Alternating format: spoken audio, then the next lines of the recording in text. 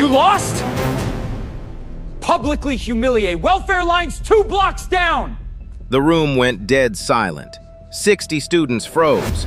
Chad Wilson, black belt, owner of the dojo, stared down at the small black woman with the mop. I work here, sir. Work? Your kind don't work. You beg. I don't want trouble. Too weak to fight. Gepley off my mat. This floor is for warriors. I just need this job. Then beg for it publicly on your knees. That's all your kind's ever been good for. I don't beg. Nobody moved. Tamika's hands trembled on the mop handle. She lowered her head. He didn't see her knuckles whiten. He didn't see the scar on her forearm. He didn't know what was about to walk through that dojo door and end his entire life as he knew it. Aurora, Colorado.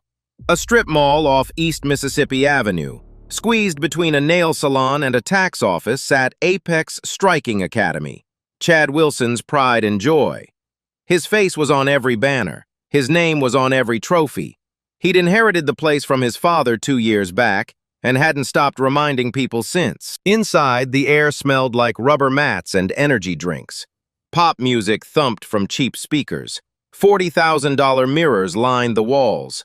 And every morning at 6 a.m. before the lights came on, a quiet black woman in a gray janitor's shirt unlocked the side door and started cleaning.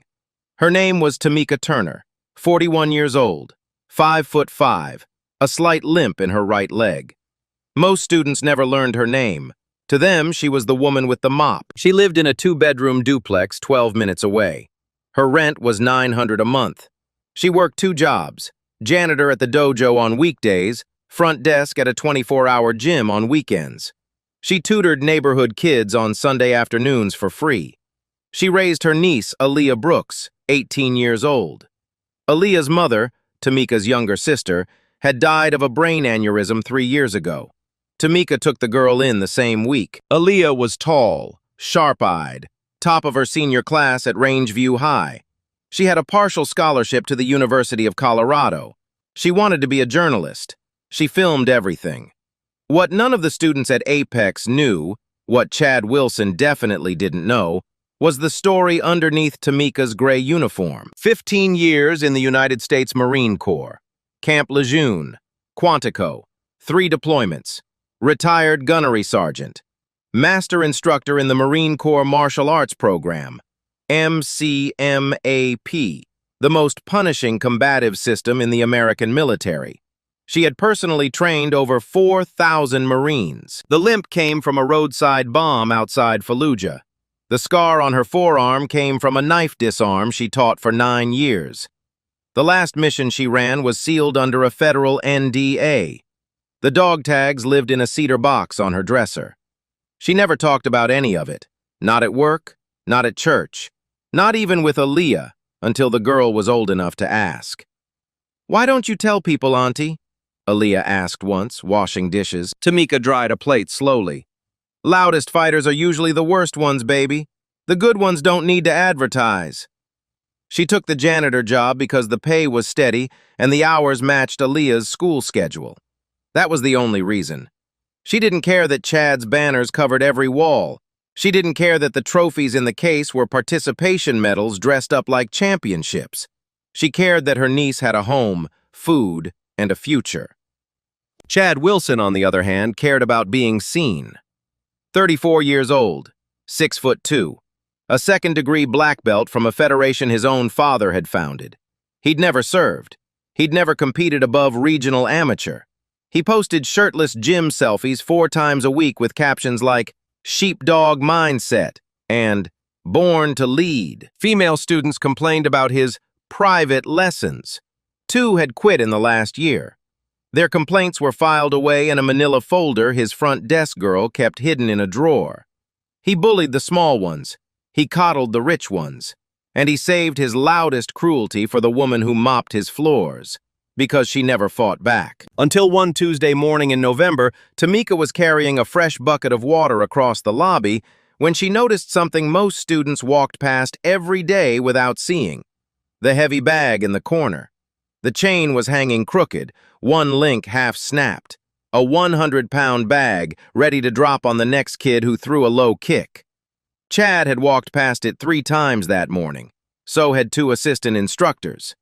Nobody noticed. Tamika set the bucket down, reached up with one hand, and what happened in the next 90 seconds, Aaliyah caught the whole thing on her phone. Tamika reached up with one hand, lifted the 100-pound bag off the broken hook, held it steady against her hip, pulled the snapped chain link free with 2 fingers, threaded a new one from the supply box, and rehung the bag, all in under 90 seconds. She did it like a woman closing a kitchen cabinet. Aaliyah filmed from the locker room doorway, jaw slack. She'd seen her aunt carry groceries with a smile. She'd never seen her lift 100 pounds with one arm and not even breathe hard. Tamika wiped her hands on her pants, picked up the mop. Then Chad walked in. He saw the bag back on the hook. He saw the janitor walking away. He didn't see the chain. He didn't see Aaliyah's phone. Hey, ghetto girl. Tamika stopped. Who said you could touch my equipment? The chain was broken, sir. A student could have... I didn't ask you to think. I asked who told you to touch it. He stepped close, real close. You touch one more thing in my dojo without permission, I'll have you charged for theft. You hear me? Yes, sir. Say it louder, so the back of the room hears. Yes, sir. Chad grinned at the warm-up class trickling in. See? That's the only language that works on them. Shame and volume. Then he shoved her shoulder, hard. Hard enough that Tamika's bad leg buckled and she stumbled sideways into the mirror. Her head hit the glass with a soft thud. A crack spread across the corner. Now you owe me for the mirror, too, he laughed. Add it to your tab. Students laughed with him, not all, but enough. Tamika pushed off the mirror, steadied her leg, walked into the bathroom without a word. Inside, she locked the stall, gripped the sink, closed her eyes, box breathed the way drill instructors do. 4 in, hold 4, 4 out, hold 4. Her hands were shaking, not from pain, from restraint. That night, Aaliyah sat on her aunt's bed, phone in hand. Auntie, please, just let me post it. Tamika stared at the ceiling. Post what, baby? Everything. The bag, the shove, all of it. By 6 a.m., the video had 12,000 views, and Chad Wilson's name was tagged in every comment. Chad Wilson woke up to 47 missed calls. He didn't answer any of them. He opened TikTok instead. The video had 86,000 views by 7 a.m.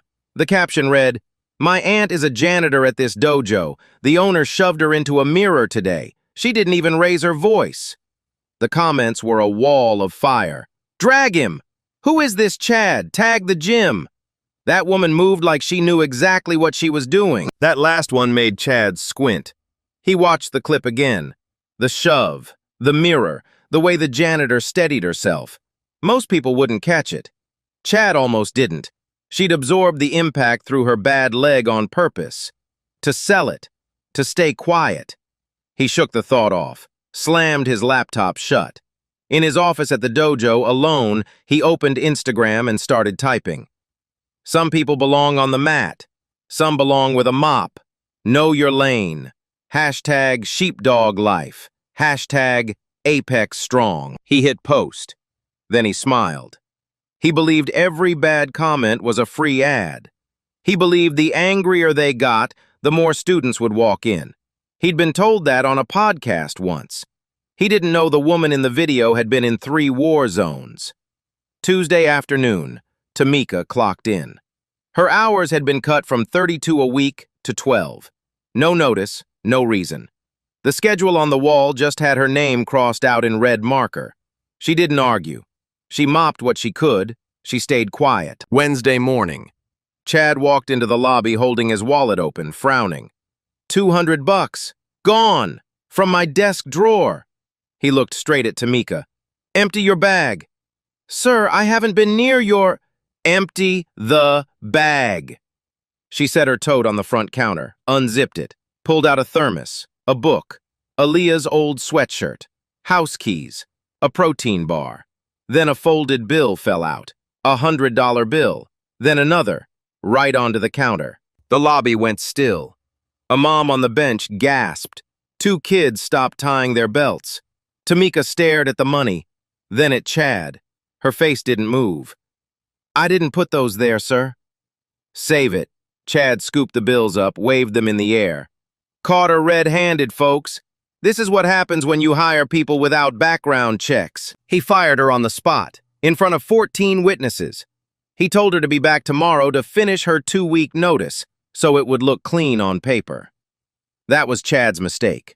Because Tamika came back the next day, and so did a guest instructor he'd booked 3 months earlier.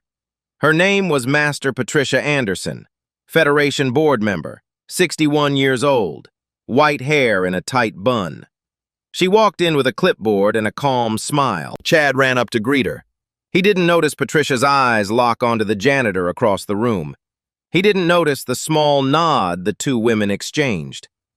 Patricia had served at Camp Lejeune from 2008 to 2013. She had been Tamika's commanding officer. She had personally pinned Tamika's master instructor patch on her sleeve in 2011. She said nothing. She watched. She wrote things down. Chad ran his class loud that day. He performed for her. He called Tamika up twice, once to wipe a spill, once to fetch his water bottle. Both times he said something cutting under his breath.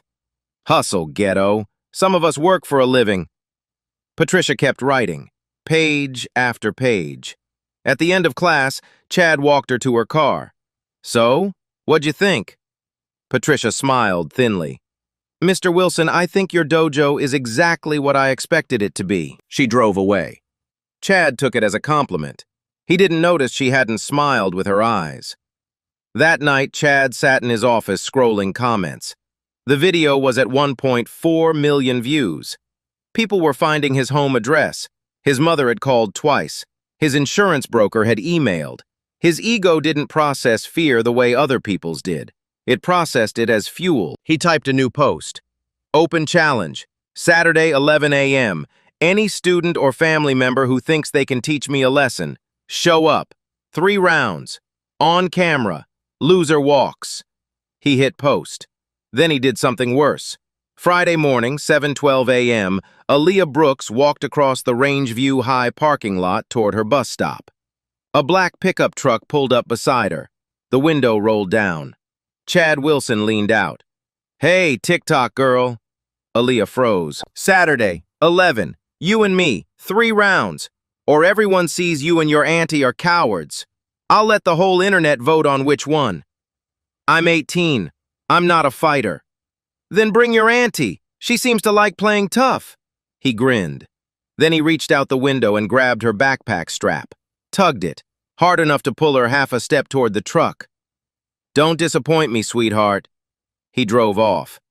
Aaliyah's phone was in her hand the entire time, recording. She walked into her aunt's kitchen 40 minutes later, shaking. She set the phone on the table, pressed play. Tamika watched the whole video. Once, twice, 3 times. Then she picked up her phone and dialed a number she hadn't called in 2 years. "Sheriff Davis, this is Tamika Turner. I need to ask you a hypothetical. If a grown man on private property issues a fighting challenge to a teenage girl on video, what's the legal exposure?" There was a long pause on the other end. "Tamika, what kind of trouble are you in?" "Not me. Yet." She hung up, walked to her bedroom, pulled a footlocker out from under the bed. The stencil on the lid read, USMC, G.A. Sergeant T. Turner, 0916. She unlocked it.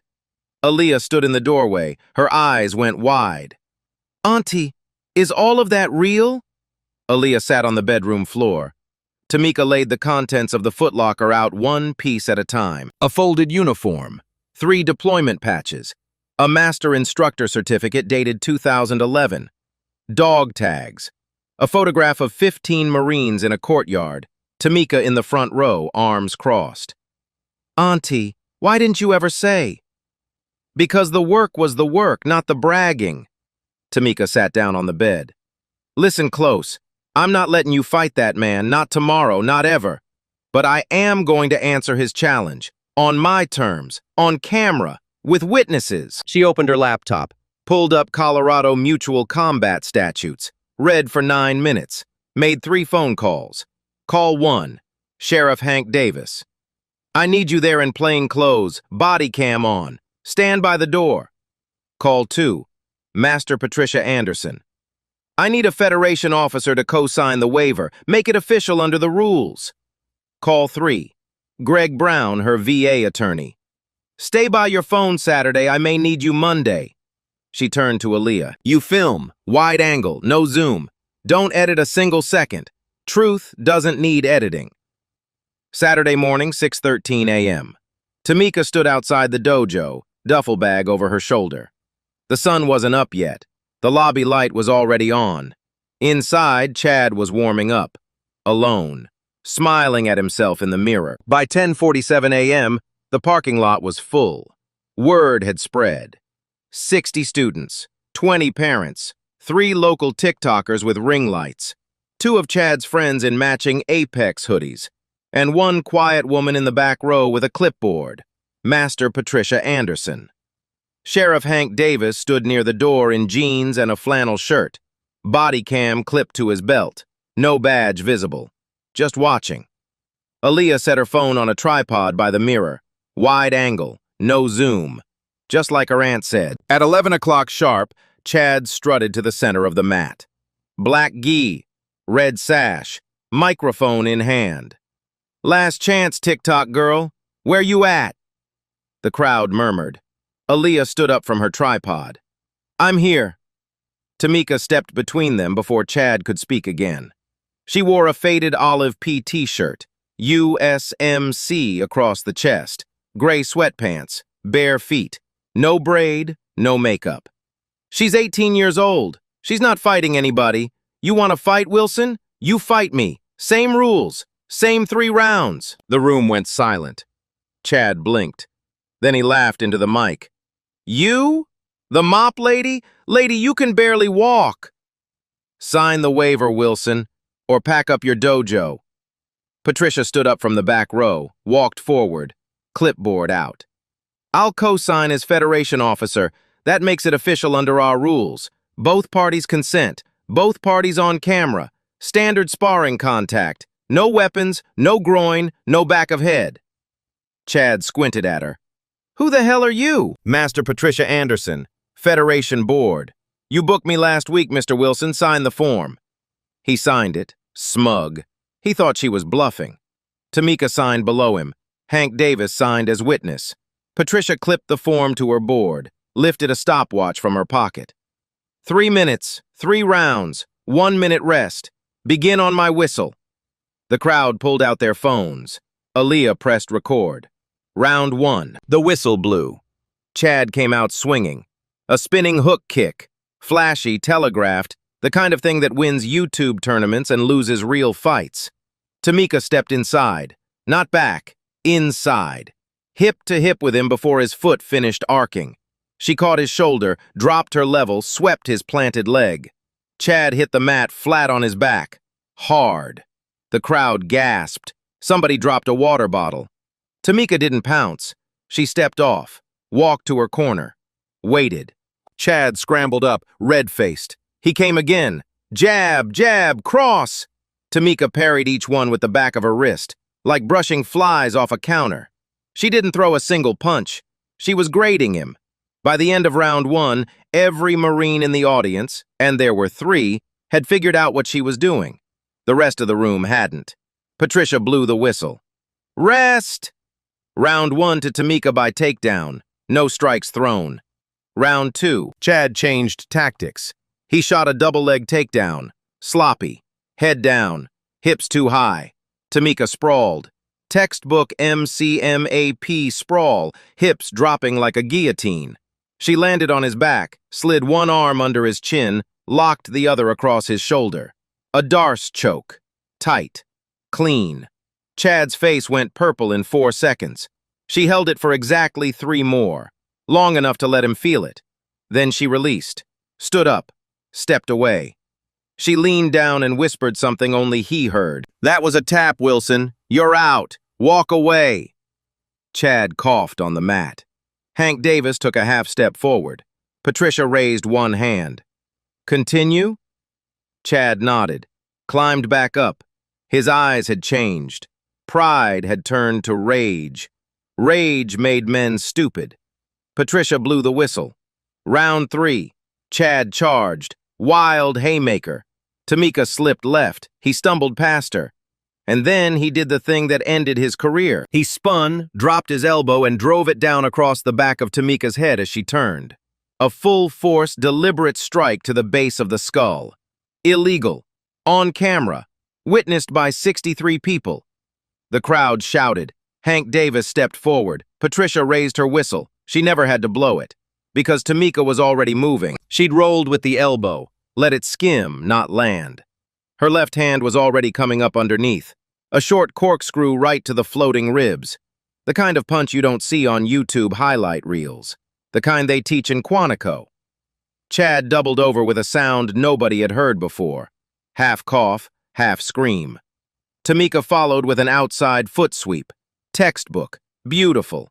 Her bad leg planted. Her good leg whipped his ankle out from under him. Chad went down. Sideways. His head bounced once on the mat. He didn't get up. Tamika stood over him, palms open, palms down. The Marine instructor's signal for safe. No further action needed. She didn't raise her arms. She didn't celebrate. She walked to her corner, picked up her water bottle, and unscrewed the cap. The room was silent.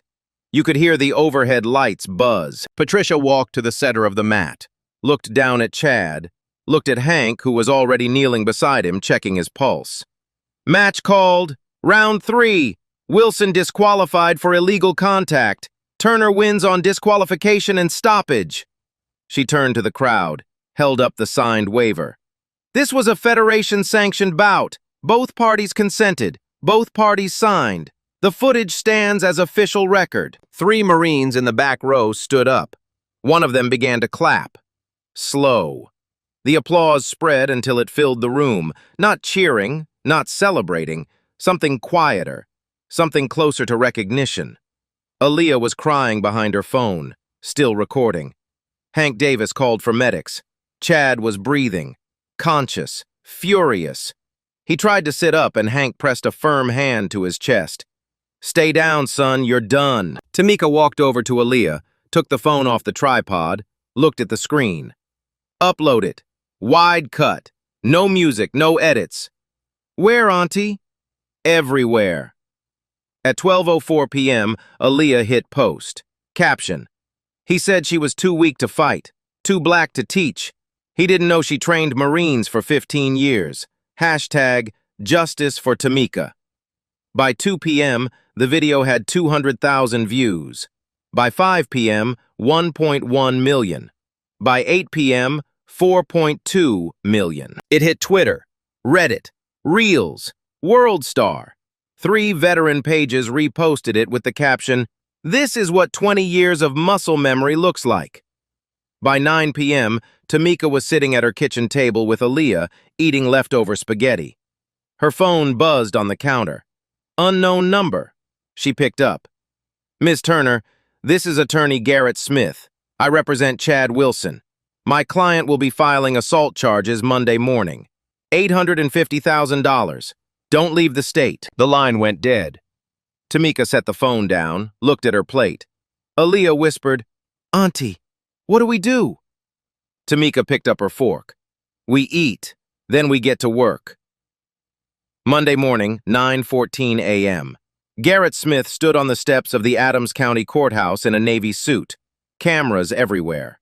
He raised a thick folder above his head. My client, Chad Wilson, was ambushed in his own dojo. By a woman with classified military training she failed to disclose. By a Federation officer she conspired with. By a sheriff she manipulated into being present. This was not a sparring match. This was a hit job. He paused for the cameras. We are filing for $850,000 in damages, assault, emotional distress, loss of business, and a permanent injunction barring Ms. Turner from any contact sport facility in the state of Colorado. The clip went on every Denver news station by noon. By 3 p.m., Chad released his own video. Neck brace. voice cracking, a tear sliding down one cheek on cue. I'm a small business owner. I trusted my staff. I let a woman into my dojo who lied about who she was. I have nightmares now. I can't sleep. I can't train. Please, if you believe in due process, support my legal fund. He linked a GoFundMe. It hit $50,000 in 6 hours. The narrative flipped fast. Denver Talk Radio called Tamika the Marine Vigilante. A national podcast host who'd never heard of her 2 days ago spent 40 minutes calling her a stolen valor case waiting to happen. Conspiracy pages claimed her record was forged. They said the VA was protecting her. They said her dog tags were eBay props. The VA confirmed her service. But her last deployment file was redacted, sealed under a federal NDA. That single black bar at the bottom of the document became ammunition. What's she hiding? Why won't they release the file? Real Marines don't sue. Real Marines stay quiet. Tamika stayed quiet. That made it worse. Tuesday afternoon, Aaliyah's principal called her into his office. Miss Brooks, we need to talk about the video you posted. There are parents concerned. There's a school board meeting Thursday. There's been talk of suspension. Or, worst case, pulling the recommendation for your scholarship. Aaliyah sat very still. Sir, my aunt was defending herself. That man challenged me first. I'm not arguing with you, Miss Brooks. I'm telling you what the board is saying. She walked out without crying. She cried in her car for 9 minutes. Then she drove home. Wednesday morning, a yellow envelope was taped to Tamika's front door. A 30-day notice. The landlord cited negative attention affecting other tenants. No specifics, just 30 days. Tamika folded the notice, put it in a drawer, made coffee. That night, Greg Brown, her VA attorney, sat at her kitchen table with 2 binders and a yellow legal pad. Tamika, listen to me. They're going to put you on the stand, and Garrett Smith is going to ask you one question over and over in different ways. He's going to ask you to describe the combatives you used, where you learned them, from whom, what program, what deployment. He wants the NDA. He wants the NDA. If you describe your last mission in detail, you violate federal law and you go to prison. If you refuse to answer, the jury hears you stonewalling and assumes you lied about your record. Either way, he wins. Tamika stirred her coffee. Then what do we do, Greg? We settle. Today. Take the loss. Pay him 40 grand. Sign an NDA of our own. Make it go away. No. Tamika. No, Greg. I settle this. Every veteran like me has to swallow the next Chad. Every woman with a real skill set is just somebody hiding something the moment a loud man points a finger. We're not settling. Greg closed his binder slowly. Then I need 14 days to build something he hasn't seen coming. You have them. Friday night, 3:14 a.m. Tamika sat on her bed polishing her dog tags. Her hands trembled for the first time Aaliyah had ever seen. Aaliyah came in, sat next to her, took her hand. Auntie, are you scared? I trained 4,000 Marines, baby. I never once doubted them in a fight. I just doubt me sometimes. Why? Because when I taught them, I knew what they were walking into, and nobody was lying about who they were. Aaliyah squeezed her hand. Then let me film the truth, all of it. From the first shove to the verdict, we tell it straight, we let people decide. Tamika kissed the top of her niece's head. You're gonna be a hell of a journalist, baby girl. The discovery phase moved fast. Greg subpoenaed every piece of evidence in sight. Patricia Anderson submitted her clipboard notes, the signed waiver, the Federation's official ruling, and a sworn statement that she had witnessed Chad Wilson issue an unprovoked public challenge to a teenage girl on camera. She offered to testify in person. Sheriff Hank Davis turned over 41 minutes of body cam footage, audio included. He had captured Chad's pre-fight smirk, the illegal elbow from a clean angle, and Tamika's restraint signal at the end. 3 Marines from Tamika's old battalion flew in on their own dime. 1 from Texas, 1 from North Carolina, 1 from Oregon. They booked their own hotel rooms. They asked for nothing in return. The first Marine, Staff Sergeant Renee Williams, brought her own copy of a 2011 instructor manual. Tamika's name was on the cover as co-author. The second, Sergeant Major Dale Moore, brought a photo of his graduating class. Tamika in front. 41 Marines behind her. Every one of them now a black belt instructor themselves. The third, Captain Ellis Davis, no relation to Hank, flew in with a sealed envelope from the Department of Defense. He wouldn't say what was inside, only that Greg Brown had requested it 11 days earlier through formal channels. Greg locked the envelope in a safe and told no one, not even Tamika. Saturday night, the night before trial, something else happened. Apex Striking Academy was broken into, a back window smashed from the inside. Chad's office filing cabinet found open. One specific drawer cleaned out, the one his front desk girl had kept hidden for 2 years. The drawer with the manila folder, the complaints from the female students, gone. Chad's lawyer was on the morning news by 6 a.m. This is a coordinated attack on my client. Evidence destruction, witness intimidation. We will be pressing charges against Ms. Turner and her associates the moment court opens. Greg Brown watched the broadcast from his car in the courthouse parking lot. He didn't blink. He didn't sweat. He just sipped his coffee and smiled, very slightly, at the steering wheel. Because the day before yesterday, Sheriff Hank Davis had walked into Apex Striking Academy with a sealed search warrant. He had taken evidentiary custody of one manila folder, logged it into county evidence, photographed every page, sealed the originals. Garrett Smith didn't know that. Chad didn't know that. And the Wednesday before trial, an anonymous tip, placed from a burner phone Hank had registered to a fictional name, had told a certain attorney exactly which drawer to point his client toward. The trap was set. Tamika walked up the courthouse steps Monday morning in a charcoal blazer and her master instructor pin. Aaliyah held her left hand. Greg Brown walked behind her with 2 leather briefcases. She didn't look at the cameras. She didn't speak to the reporters. She just opened the door. Adams County Courtroom 4B. Standing room only. 2 rows of press. A KDVR reporter named Lauren Williams sat in the front, live streaming on a press tablet. Judge Eleanor Moore presided. 63 years old, 28 years on the bench. Known for hating theatrics. Garrett Smith opened first. He played a 16-second clip on the courtroom monitor, just the corkscrew punch and the foot sweep. No context, no round 1, no round 2, no illegal elbow. The jury winced. Ladies and gentlemen, this is what military combatives look like when used on a civilian. My client never had a chance. He invited a sparring exhibition. He got an ambush by a woman who concealed her training. He turned to Chad on the stand. Mr. Wilson, tell the jury how you've slept since November 15th. Chad's voice cracked on cue. I haven't, sir. I see your face. I see that punch. I jump at sounds. A tear rolled. 1. Right on schedule. 2 jurors leaned forward. 1 looked down at her hands. Greg Brown stood up slowly. He buttoned his jacket. He didn't open a folder. Mr. Wilson, did you sign a Federation-sanctioned waiver on the morning of November 15th?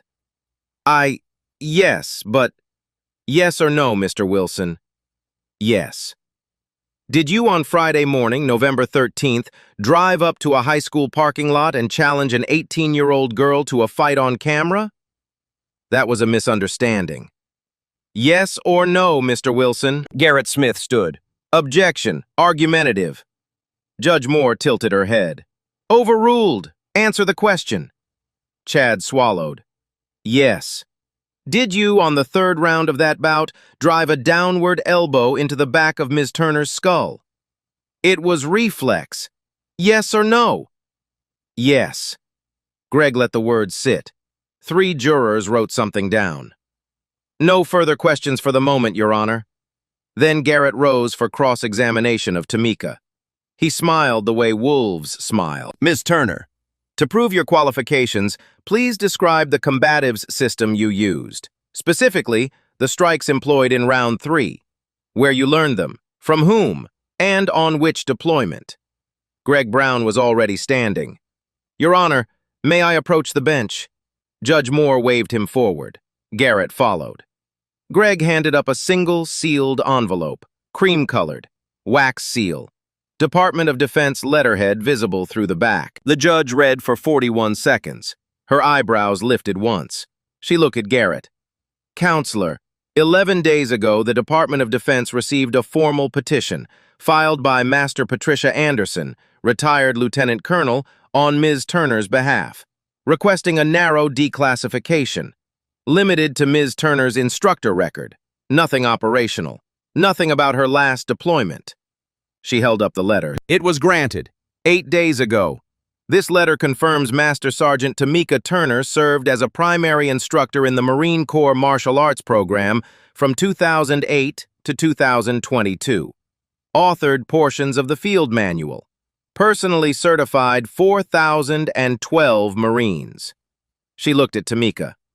Ms. Turner, you can answer Mr. Smith's question about your training, within the bounds of this letter, without violating federal law. She turned to Garrett. You cannot ask about her deployments. They remain sealed. Move on. Garrett's face went the color of cold cement. That was the first crack. He pivoted. Then let's discuss the Federation. Master Anderson is a co-conspirator. She trained with your client at Camp Lejeune. She has a personal... Greg interrupted. Your Honor, the defense calls a witness not previously on the list, with permission, under emergency disclosure. Name: Master Sergeant Renee Williams, USMC, retired, currently residing in San Antonio, Texas. She was personally trained by Ms. Turner in 2014.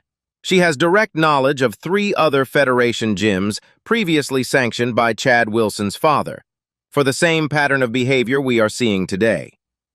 Garrett objected 6 times in 30 seconds. The judge overruled all 6. Renee Williams walked in. 45 years old, crew cut, crisp blue dress. She raised her right hand and was sworn in. She spoke for 9 minutes. She talked about a gym in El Paso, a gym in Tampa, a gym in Sacramento, all 3 formerly affiliated with Chad's father's federation, all 3 with documented complaints from women filed and quietly buried. By the end, the jury wasn't looking at Tamika anymore. They were looking at Chad. Then came the second twist. Garrett, sweating now, swung for one last hit. Your Honor, I'd like to enter into evidence the burglary report from Apex Striking Academy. The night before this trial, my client's office was broken into. A file containing complaints, fabricated complaints, was stolen. We believe Ms. Turner's team is responsible. Greg Brown didn't move. He simply slid a folder across the table to the bailiff. Your Honor, the file Mr. Smith refers to was not stolen. It was taken into evidentiary custody by Sheriff Hank Davis on the Saturday before the alleged break-in, pursuant to a valid search warrant, logged, photographed, sealed. We have the original on hand and would like to enter it into the record, with the court's permission. Judge Moore opened the folder, read the cover page, then the second page, then the third. Her jaw tightened, visibly. She looked up. Counselor Smith, are you telling me you accused the plaintiff of evidence tampering? On the morning news? On the basis of a break-in that was, in fact, a lawful search executed 48 hours earlier? Garrett opened his mouth, closed it. Chad stood up from the defendant's table. That's a lie. That folder was sealed in my drawer. Nobody had a warrant. Mr. Wilson, sit down. This is a setup. She must have used something illegal. There's no way a janitor... Mr. Wilson, sit down. He sat. Judge Moore looked at the jury, then at Tamika. Ms. Turner, do you wish to make a brief statement before closing? Tamika stood. She didn't look at Chad. She didn't look at the cameras. She looked at the back row where 3 Marines were sitting straight as flagpoles, and at Aaliyah, whose phone was on her lap recording quietly. Your Honor, I didn't fight Chad Wilson to win a tournament. I didn't fight him to prove anything. I fought him because 48 hours earlier, he grabbed my 18-year-old niece by her backpack strap in a parking lot and told her she'd fight him on Monday. I gave him 3 rounds to walk away. I gave him 2 warnings. He chose the elbow. I chose to stop it. That's all this was. She sat down. The courtroom held its breath. Judge Moore took 10 minutes in chambers. When she came back, she did not address the jury for a verdict on damages. She addressed Garrett Smith. Counselor, based on the evidence on record, the signed waiver, the Federation ruling, the body cam footage, the eyewitness testimony, and the documented pattern of harassment by your client, I am dismissing the plaintiff's claims with prejudice. Furthermore, I am granting the defendant's countermotion for directed verdict on the count of harassment of a minor, apologies, of a teenage girl, by a clear preponderance. She turned to Chad. Mr. Wilson, the Federation will hear from this court within 72 hours regarding your certification. Your insurance carrier has already been notified. You are not, at this time, in criminal custody. That decision is not mine to make today. She struck her gavel. Court is adjourned. Outside on the courthouse steps, Lauren Williams stuck a microphone out as Tamika walked past. Ms. Turner, what do you want to say to the people watching at home? Tamika paused. Just one beat. I'd say, have you been watching The Quiet Ones? She walked down the steps. Aaliyah on one side, Greg on the other, Patricia behind them. 3 Marines bringing up the rear. The clip of her line, have you been watching The Quiet Ones? Hit 10 million views by midnight. 30 days later, Apex Striking Academy closed its doors. The Federation revoked Chad Wilson's black belt by formal letter. His insurance carrier dropped his policy within 72 hours of the verdict. His landlord terminated the lease for cause. The strip mall sign came down on a cold Tuesday morning in December. A woman from the nail salon next door watched from the sidewalk, sipping coffee, and said only, "Took long enough." Chad pleaded down on the harassment count. No jail time, 2 years probation, 300 hours of community service, permanent loss of his Colorado martial arts instruction license. The state added his name to a public registry maintained by the Department of Regulatory Agencies. Tamika didn't take the building. She didn't want it. She didn't even drive past it. Instead, she sat down with Master Patricia Anderson and Greg Brown at a kitchen table in Aurora and drew up something different. A free, federally recognized self-defense program for survivors. Women, veterans, single mothers, teenagers who'd been bullied, people with disabilities, anyone who walked through the door. They called it Quiet Warriors. Rule 1, printed on the wall in black vinyl letters, we don't strike to harm, we strike to stop harm. The first class had 11 students. The second had 40.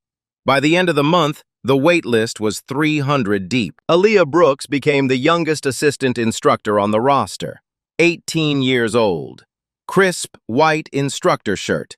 She kept her camera on a tripod in the corner of every class, recording technique breakdowns and survivor stories with their consent. Her TikTok hit 2 million followers by Christmas. Her scholarship to the University of Colorado was upgraded to full ride, plus a stipend, after the journalism department reviewed her trial coverage. Sheriff Hank Davis introduced something he called the Verified Instructor Statute to the Colorado State Legislature. The bill required every combat sport facility in the state to publicly disclose instructor certifications, federation affiliations, any documented complaints filed against staff, and any prior license suspensions. It passed unanimously, House and Senate, both parties, 6 weeks after the verdict. The press nicknamed it Turner's Law. The 3 Marines who had testified, Renee Williams, Dale Moore, and Ellis Davis, relocated to Denver inside the year. Renee took a permanent instructor position at Quiet Warriors. Dale started a parallel program in Colorado Springs. Ellis started a third in Pueblo specifically for veterans with PTSD. One of Renee's students, a woman named Cassandra Brown, left leg amputated above the knee from an IED in Helmand, taught grappling from a wheelchair. Her first viral clip showed her teaching a single mother how to break a wrist grab in 11 seconds. The caption read, "Strength doesn't have a shape." It hit 48 million views. Patricia Anderson, on national television, leaned forward into the camera and said something that ended up printed on 1,000 gym walls. We had it backwards. The strongest person on the mat is the one who knew she could end a fight in 5 seconds and chose to give a man 3 rounds to walk away. That's not weakness. That's the only kind of strength that's ever mattered. The hashtag evolved. Hashtag Justice for Tamika became hashtag Stand Up Quietly. Survivors posted moments they walked away from danger, moments they trained, moments they helped someone else walk away. A woman in Atlanta posted a video of herself dropping a man twice her size in a grocery store parking lot, and then waiting calmly for police. "Quiet warriors taught me this last month," she captioned it. "Thank you, Tamika." The final scene of the year happened on a Tuesday morning in late November. Aurora Dojo, 6 a.m. Frost on the windows. Tamika unlocked the side door, the same way she had every morning for 2 years as a janitor. Only now the sign above the door read, "Quiet Warriors, Aurora." Inside, Aaliyah was already there, wrapping her hands, coffee on the counter. Tamika set down her keys. Outside, a line was forming on the sidewalk. 6 women, 2 men, a teenager with a black eye and her mother, 2 off-duty Aurora police officers, a veteran in a wheelchair, a man holding his daughter's hand. 41 people by the time the sun came up. Tamika walked to the door, turned the deadbolt, pushed it open. She looked at the line, cold air on her face, steam rising from 41 breaths in the dawn. She smiled, soft and steady. "Y'all ready to begin?" 1 year later, Quiet Warriors operates in 12 cities: Aurora, Colorado Springs, Pueblo, Denver, Atlanta, Memphis, Detroit, Baltimore, Oakland, Phoenix, Houston, and, as of last month, Brooklyn. Over 6,000 students enrolled, 83 certified instructors, every one of them vetted through the new federal standard Patricia Anderson helped author. Tamika Turner was invited to speak at the Pentagon last spring, a mentorship summit for women in uniform. She wore her dress blues for the first time in 9 years. She spoke for 14 minutes. She did not read from notes. She received a standing ovation that lasted just over 2 minutes. She walked off the stage, found a quiet hallway, and called Aaliyah to ask what her niece wanted for dinner. Aaliyah graduated high school as valedictorian, full ROTC scholarship to the University of Maryland on a Marine Corps contract. Her commissioning ceremony is scheduled for the spring after next. She still films. She still posts. Her documentary short on Quiet Warriors, 16 minutes, no music, no narration, just survivors talking, won a regional Emmy in the student category. Patricia Anderson sits on the new National Combat Sports Oversight Board. She helped draft federal language modeled on Turner's Law. 8 more states have adopted it. 3 more are in committee. Sheriff Hank Davis was re-elected with 71% of the vote, the highest turnout the county had ever recorded. Greg Brown argued an extension of Turner's Law before the 10th Circuit Court of Appeals. The ruling came down in February. Unanimous, in favor. Chad Wilson works warehouse logistics in a town 200 miles south of Aurora. He hasn't attended a martial arts event in 14 months. A reporter knocked on his door last week. He declined to comment. The door closed quietly.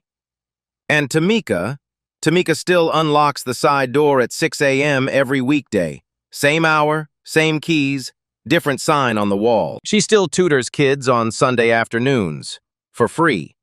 She still drinks her coffee black. She still walks with a slight limp. She still doesn't tell people what she did in the Marines unless they ask twice. Now, before we close, I want to leave you with 3 things this story taught me. 3 things I want you to carry out of this video and into the rest of your week. 1. The bully you tolerate today is the predator someone else has to fight tomorrow. Silence is not neutrality. Silence is a vote. When you see a Chad Wilson in your office, your gym, your school board, your family group chat, you don't have to throw a punch. You just have to refuse to laugh, refuse to look away, refuse to be the audience that makes the cruelty worth performing. 2. Skill without ego is the rarest weapon on earth.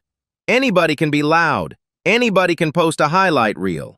The people who actually know what they're doing, surgeons, soldiers, master tradesmen, real teachers, they usually don't need to tell you.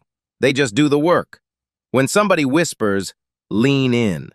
When somebody mops the floor without complaining, watch them work. The quiet ones almost always know something the loud ones don't. 3. Sometimes the strongest person in the room is the one holding the mop. Sometimes the toughest person on the bus is the grandmother 3 rows back. Sometimes the most dangerous person in a fight is the smallest one, because she's the only one who knows how to end it without doing harm. Underestimation is not the protagonist's problem. It's the bullies. And it's been the bully's downfall in every single story like this one, for as long as stories have existed. So, here's what I want from you.